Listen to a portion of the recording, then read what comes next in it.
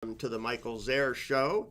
Today's date is September 8th, Friday, and we're coming to you from the Warrior Healing Center here in Sierra Vista, Arizona, streaming to you live from the Rising Eagle Studios. And my special guest veteran today for show number 99. That's right, I've done this 99 times. It's hard to believe that time's gone by. We're doing a little bit different format today as well. So let's see if you can notice some of the changes that we've made for the show today. So starting with that, our special guest veteran today is Wayne Dubois. Wayne, Hey. Notice I didn't call you Ron, right? Yeah, that is true. Cool. Oh man, that was off camera. Yeah, we started the morning off you calling me Ron and me calling you what, Paul? Yeah, at least you called me a Beatle, so that was cool. So what was it that inspired you to join the military, and what branch did you join? Interesting story. I did not want to join the military. I was absolutely 100% against it. My mom's sister, her husband was active duty at the time, and they're trying to figure out what I'm going to do and how I'm going to make a career out of something. And they're always like, the Army is a good thing. The Army, you need to go into the military.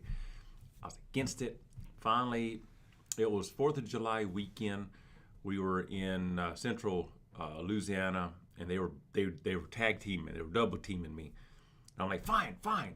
If you'll get off my back and leave me alone, I'll go see the recruiter. Okay. And so they said yes.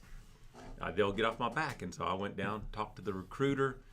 He offered me a couple of choices, and I said that I originally wanted to go MI.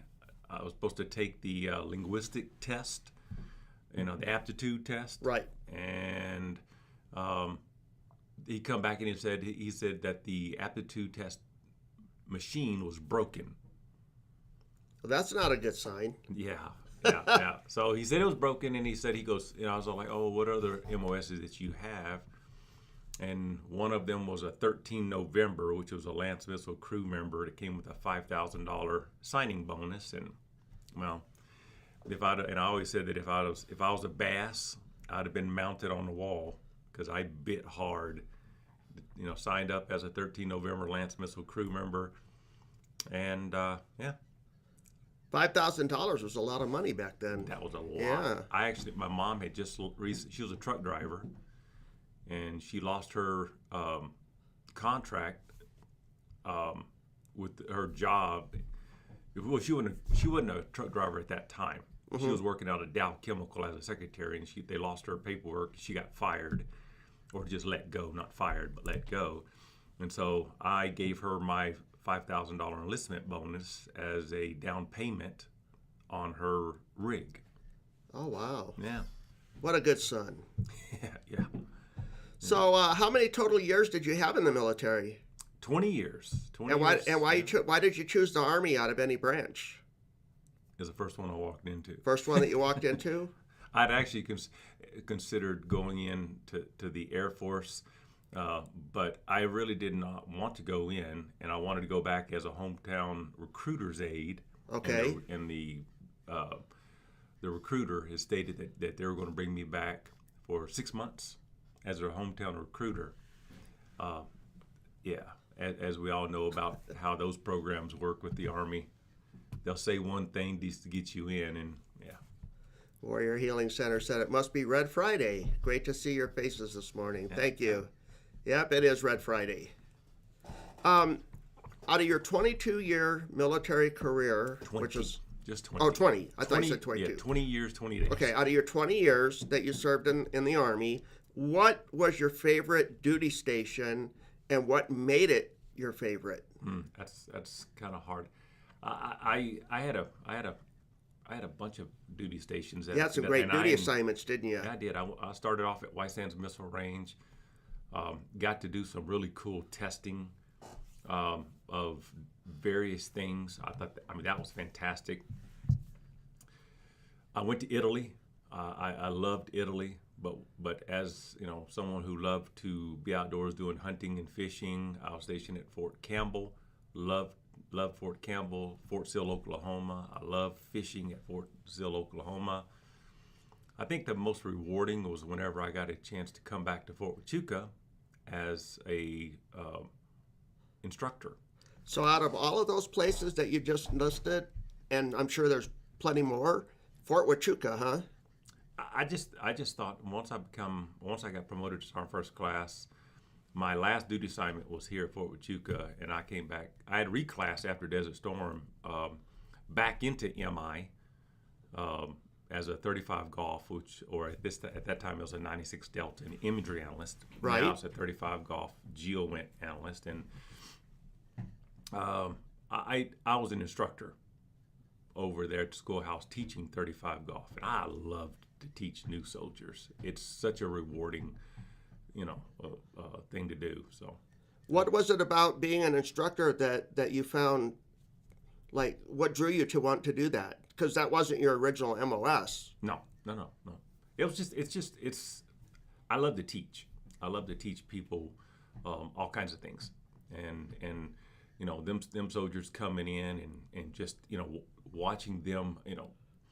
I taught radar theory, Okay. and it's not an easy thing to learn, but to watch their eyes light up when they start to understand what they're looking at and what they're doing, and they understand the concepts of it. It's a lot. It's rewarding, very rewarding. So when they get it, it really makes you feel like you've done something, like you're. Yeah, it does. And not only that, I did that 20 years ago. Uh-huh. And I have soldiers that come up to me in the Raymond W. Bliss when I'm in there sometimes, or in the PX, and they'll come up and they'll say, Sergeant Dubois, this is so and so, and I'm like, yes, Yeah. they're like, you were my AIT instructor, now they're Sergeant First Classes, Yep. and they're getting ready to retire, and they said, just want to thank you so much, and yeah, it's one thing to get them to graduating their school, Right. and going out into the Army and doing whatever it is they're going to do and everything else. But when they come back as NCOs and they thank you for everything that you taught them and everything, that's a big bonus. Well, it sounds to me like you led by example. You set a really good example for these people if they're coming back up to you years later and saying that you had a big impact in their military career. That's got to be quite an honor to yourself. Yeah, as an example, as just their AIT instructor, to make that big of an impact, Right. On them, and I actually stay in contact with a couple of my AIT students. I stay in contact with them now. On Facebook, I still stay in contact with a bunch of them. That's great. It's really neat because like you get to just keep in touch with them and find out what they're doing now that they're out of the military maybe, and how they transitioned and stuff like that. So again, you have these examples and how you've done your life, led your career and stuff like that, where you're just, that's awesome. My hat's off to you for that. Good job. So what did it mean to you personally about serving in the military, looking back?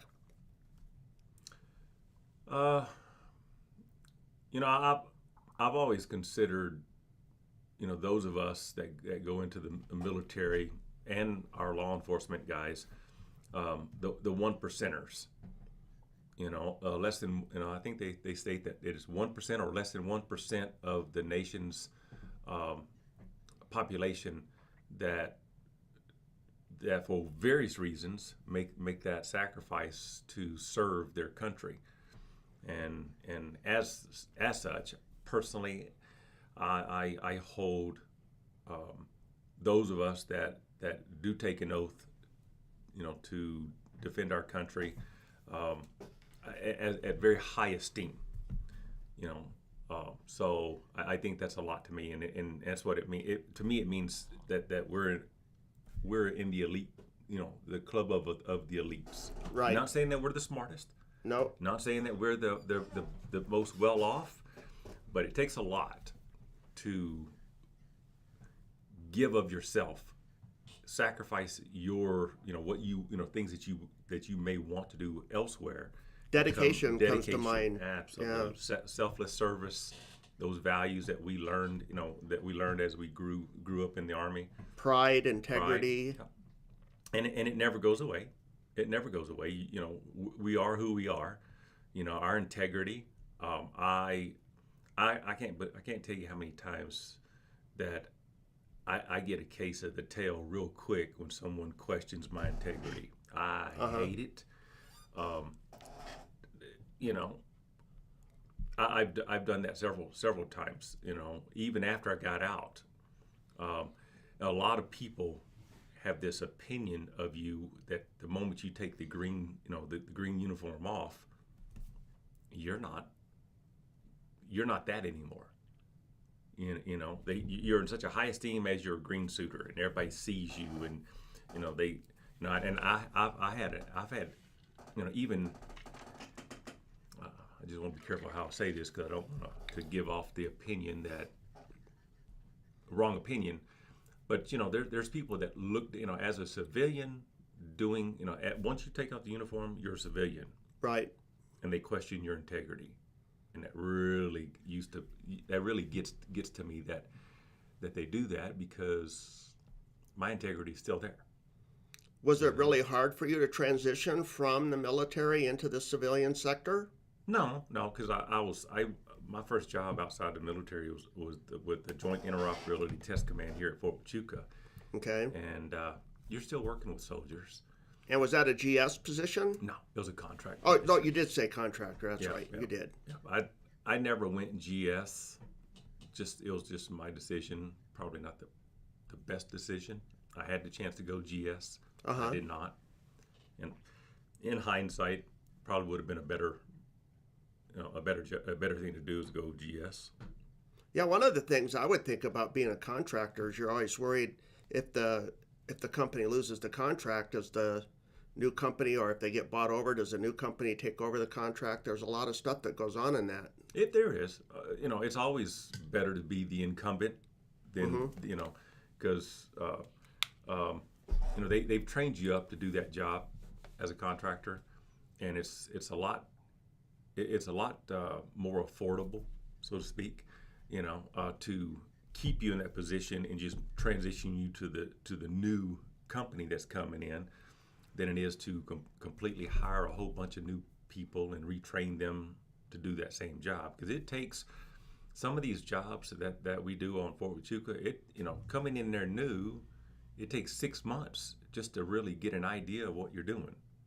Okay. So it just doesn't make any sense to waste 6 months worth of productivity trying to retrain a whole new group of contractors.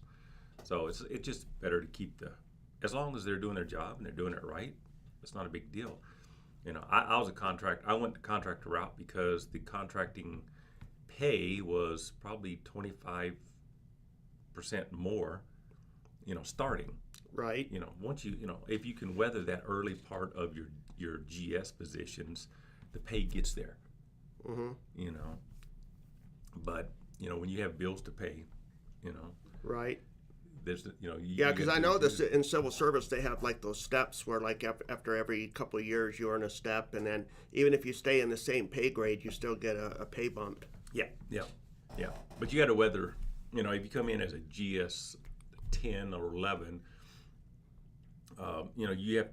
You start off at a step 0 or step 1, and you got to weather that storm to get to those upper steps. Right. But the pay gets there. It's just that you got to be able to deal with it. So looking back at all the places that you've been at, what is a positive experience, one positive experience that you could take away from your service in the military? Positive experience. I mean, there's so many to choose from. I never really had a bad experience. I really enjoyed, like I said, the meeting people. Mm-hmm. People, like I said, you go back home and people look at you as different. Even when you go back to your high school and you go back to class reunions and things like that. People just hold you in such a different level of esteem whenever they know that you are a veteran. I enjoyed that, but I also enjoyed, you know, I enjoyed my time dealing with veterans. You meet veterans of all types, people of all types, and I always used to sit there and tell young soldiers, you're going to meet good people and you're going to meet bad people, good leaders, bad leaders. And every bad leader, although they're not necessarily the greatest of leaders, they have positive traits. Okay. And I always sit there, and I this is what I told my son whenever he went into the Army. And I said, while you're in service, good leader or bad leader, look at their positive traits, the things that make them a good leader. Even the bad leaders, the things that they do that aren't bad, that are good traits, and take those bits and pieces of all those leaders that you have and form the good type of leader that you're going to be. And the bad Right. things, make sure you keep note of those bad traits and learn from that and say, okay, well, that's the type of leader that I don't want to be. I says there's more good leaders out there than there are bad. But you're gonna, no matter what you do, anywhere you go, there's always going to be a bad apple. Someone that's just not quite there. So what advice would you give to anybody who's considering on joining the military? Don't make your decision about your opinion of the Army or the Air Force or whatever until you become a non-commissioned officer, because that's when the Army really starts off. In my mind, when you become a leader, you become a non-commissioned officer, or not an officer, but when you get transitioned from that E1 through E4, that the lower enlisted, you're stomped on. You're a tool, Right. and it's not till you become a leader. In my mind, that's when you really find out if the Army is something that you're going to make a career out of. So I always tell them, reserve your opinion of the armed force, the Army, until after you become a non-commissioned officer. And always take advantage of the first enlistment options. Make the Army work for you. If you come in as in one MOS, a first term enlistment option is that you get to enlist into a different MOS, so you can actually learn two different jobs in the Army. I think that's probably one of the best. That between that and the college options, are the two best aspects of the Army. And that 30 days paid vacation a year that you get? Yeah. You That's can't not knock bad. that either. Yeah, you can't knock that. And you don't know too many people that go on sick calls, so you don't get sick leave or anything, really. No, but you get a lot of 3-day weekends, a lot of 4-day weekends. So there's lots of time off. And if you do get sick, you don't have to take you don't have to take paid vacation. Right. You get to stay. You get to go home and heal up. So that's always a good option. And medical's good. So I know that you kind of answered this question by saying when you got out here at Fort Huachuca, but I'd still like you to expand on it if you could. How did you end up staying here in Cochise County? Why are we lucky enough that you chose us to stay here Job. in our community? Job. Nothing else. Nothing about, come on now, you know more. I mean, You like the outdoors, right? You like the hunting here? sure, but I can hunt anywhere. Oh, I can okay. fish anywhere, but I liked when I got out, I did not have any job offers back, east or anything like that. I had a job waiting on me when I retired. So I literally transitioned out of the Army straight into a job. And, when you have kids that are in school, the last thing you want to do is uproot them and move them halfway across the country or all the way across the country. So I had a job. We had just, we had bought a house. I had bought a house in 2004. I retired in 2005. So everything pointed to staying in Cochise County. Mm-hmm. And I'd only been in Cochise County for 3 years before I retired. So a lot of the positives that they have out here, I had really not settled into understanding yet. So for the most part, the initial reason that kept me right out here was a job opportunity. Interesting. Yeah. They call it Fort Wagatcha for a reason, because people come here and and they experience our area and they leave, and then they like it here so much that they come back. I mean, granted, the weather's nice. I mean, you don't Beautiful have, scenery. the scenery is pretty, and and I always tell my wife because she loves the mountains. We lived out in Hereford, and our house looked out on right at the mountains, and she absolutely loved it. And I'm like, well, mountains are everywhere. You can find mountains in a whole lot of different places in the country.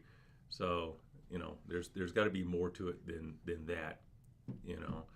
And I think the weather here is phenomenal. Compared to Phoenix or even Tucson, the weather here is pretty amazing, especially this time of year. Yeah, that heat up there. Oh, no. The monsoons here are amazing, although we've had haven't had one this year. We had a really crummy one. I've been out, I've taken some veterans out doing some dove hunts, and ponds that usually have water are dry. They're dry. Oh, wow. So it's bad this year. So what is your favorite thing about living here in Cochise County? Honestly, monsoons. The monsoons are phenomenal. Uh-huh. When this place greens up, the mountains are beautiful. When they're nice and pretty and green. Being from Louisiana, I'm all about green. I like green. Right. So, it's kind of sad that 10 months out of the year, this place is brown. Dry and brown. And yeah. It's amazing because so many people that I talk to that are from the Midwest or they used to come out here and they see the San Pedro River. They say, that's not a river.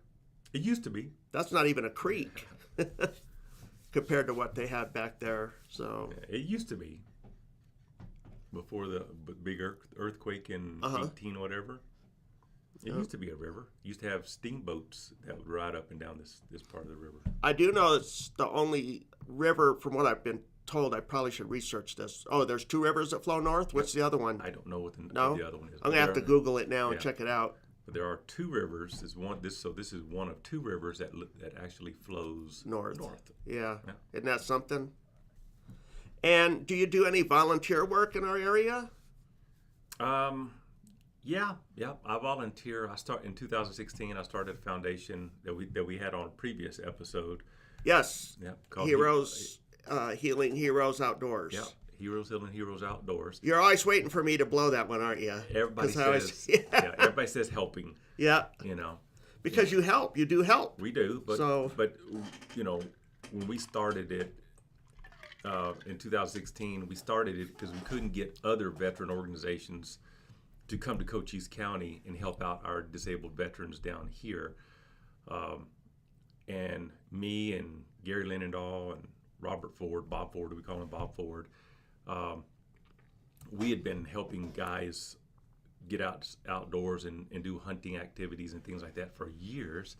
So I asked Bob and Gary, I said, well, why don't we just start our own foundation to do exactly what we're trying to get other outside of Cochise County nonprofits come in and help us accomplish, and they're all for it. So we started it in 2016, and we've been constantly growing. Right now, we have a really good group of volunteers that are taking veterans out on hunting trips, fishing trips, camping trips, whatever they want, pretty much whatever they want to do. Okay. As long as it doesn't step on another foundation, what they do, we got like here at the Warrior Healing Center, we have a lot of organizations. Right. Equine therapy Right. and stuff like that. So if someone comes in and says they want to do some horseback riding or they want to go work with horses, we'll point them to some of our sister organizations. That's what's great about the networking, all the different organizations. They can share like that. It's great that they do that. Yeah. On the Healing Heroes Outdoors, do you have any fundraisers currently going on right now? We are wrapping up a raffle. We are raffling off an AR. It's a black and gold AR for the Army's 248th birthday. Okay. We're wrapping that up, and then we're going to shortly after this, we're going to raffle off a American Ruger 6.5 Creedmoor deer rifle. Wow. Deer season's coming up, and last year we had a lot of people ask us to, if we would raffle off a deer rifle. So we're going to raffle off the 6.5 Creedmoor deer rifle, and hopefully somebody local will win it and get ready to, for deer season coming up. That's great. And how do you buy tickets for the raffle? We'll go to our website, which is heroeshillingheroes.com. It's www.heroeshillingheroes.com. There'll be something on the website that states when the raffle will start. Okay. Usually I put the flyer up. We're also on Facebook on Heroes Hill and Heroes Outdoors, and I'll post it also on Facebook, our Facebook page. There's 2 Heroes Hill and Hero Outdoor pages on Facebook. Okay. There's one that has a hyphen between Heroes and Outdoors. That's the public one for the public. That's our public forum. Okay. And you can go to that one. You can join it as a membership. That way you're aware of what we got going on. I'll post a flyer there. This new raffle should be, I believe it's going to be $10 a ticket, 125 tickets only. Okay. For this deer rifle. So we do that because we like to give our veterans a better opportunity, a little bit higher odds. We're not here to make a living off of this. Right. We allocate $500 to take a veteran in Cochise County on a hunt, $1,000 outside of Cochise County.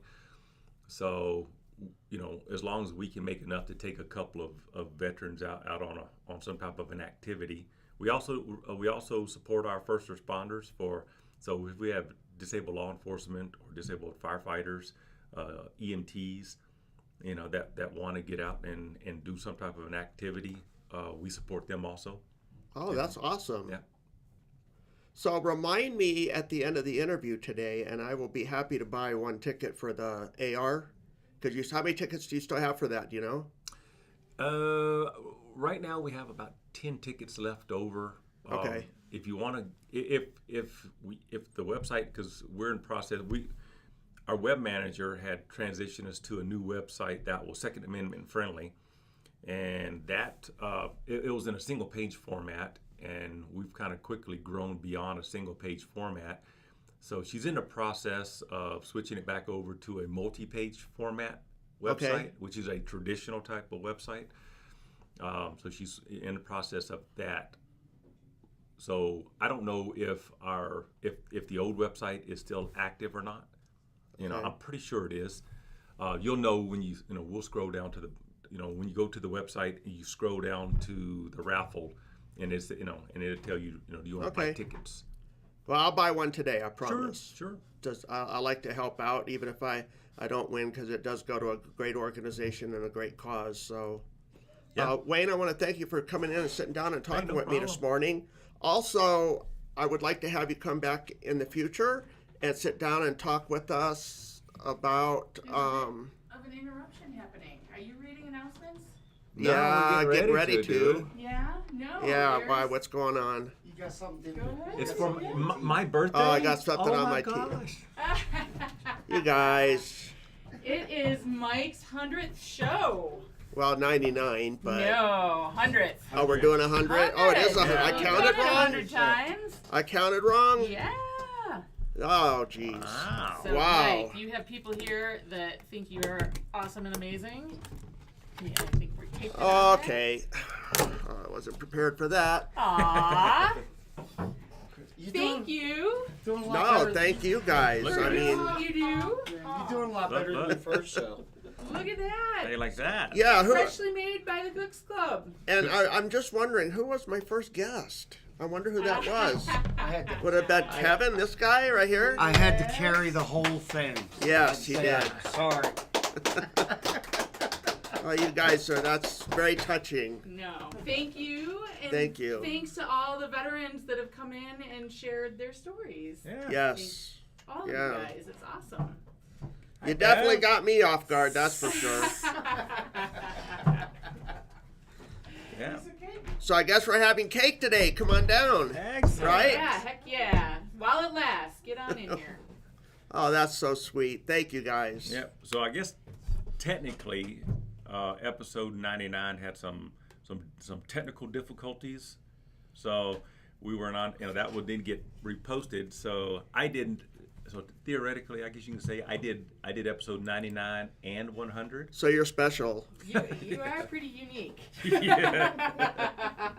Thank you, Louie, for the. That's Gunny, isn't it? Yep. Yeah. Thanks, Gunny. Happy 100th. So, Awesome. Hi, Rex. Thank you. Speaking of Gunny, I want to remind everybody today, Friday, is the Food Truck Friday at Gunny's Barbecue and Event Center at 5043 South Highway 92. There's going to be food trucks out there every Friday, and it starts at 11 a.m. and it goes until 7 p.m. Again, that's at the Gunny's Barbecue and Event Center. Better known business, Gunny's Barbecue. Swing by the restaurant and have a meal on. Oh, that's so sweet of you. Thank you. See what he said there? You guys are going to make me cry. Oh, my goodness. Some of the announcements that we have real quick for you today, if I can get through them now. We have, starting on Monday, September 11th, starting at 13:30, going to 15:30, we're having cards and games. We're bringing that back here to the Warrior Healing Center. It's going to be taking place in the military library, and it's a lot of fun. I've done that a few times. On Monday, starting at 1800, going to 1900 hours, we got the 9/11 National Day of Remembrance at Sierra Vista Fire Station 3, which will be at 675 Julio Cesar Avenue. If I'm not mistaken, that's the one that's over there by ADOT, right? Yeah. Also, September 12th, starting at 0900, going to 1200, we have Healing with Art, and they're doing flowers, and it takes place here at the Warrior Healing Center main conference room. We also have, starting at 16:30 hours on Tuesday, September 12th, we have the Warrant Officer meeting, which will be taking at the VFW Post 9972. That's here in Sierra Vista. And two more for you real quick. We have Bellow Vets, that's Stu Carter's group. They meet at the Pueblo del Sol Country Club parking lot every Wednesday and Saturday, and their ride starts at 7:30 in the morning. So if you're interested in riding with a group of veterans, that's where you go. And last, we have 1800 to 1900 hours, Heart to Heart. That's a ladies' PTSD support group, and that takes place here at the Warrior Healing Center main conference. I can't believe I was able to get through that. I'm so choked up right now. Really quick, I want to make a plug for Heroes Healing Heroes. If you're a disabled vet or a veteran, Yes. it's dove season. If you want to go out dove hunting, you've never been, contact us at www.heroeshealingheroes.com. And we'll get you out there. You don't have to have a shotgun. We've got those. You don't have. All you gotta do is go get your hunting license, have a will to go, and we'll get you out there, put you in front of some birds, and let you sling some lead. Whether you hit one or not, we don't care. We'll have a good time. And you have turkey season coming up too, don't you? Or no? That'll be in the spring. In the spring? Yeah, deer Okay. season shortly coming. Oh, deer season. Yeah, That's deer right. season's coming, and we can get you out there doing All that right. too. We get tags donated. We do have a tag that's being donated here real soon. If you're a disabled vet and you're eligible to receive a tag as defined by the Arizona Game and Fish website, there's a chance that you could get the tag, and we'll take you out and see if we can't put you in front of a deer. And whether you get one or not, it doesn't matter. It's not about what about that. It's about us getting together and enjoying the camaraderie and enjoying ourselves, spending time with you. That's what it's Camping all out, about. sitting Oh, yeah. around the campfire, Yeah. telling stories, eating, what are they called? Darn, I can't think. S'mores. Yeah. Yeah, we don't really. You're not a s'more Yeah, person, we don't huh? go to s'more. Maybe they're more chewing on venison. There you go. Yeah, fresh backstrap is a lot better. Yeah. And again, I'd like to have you and Gary come in on some future shows, if you would, and sit down and tell us some of the stories and share with us the veterans and some of their experiences, and maybe bring some of them in, okay? All righty. All right, everybody, that's it. Thank you very much. I appreciate you guys joining us, and I will be back again next Friday. Until then, Michael Zehr and Wayne DeBaugh and Kathy Goodman and everybody else here from the Warrior Healing Center. Have a great day and a great weekend. We'll see you next week. Bye.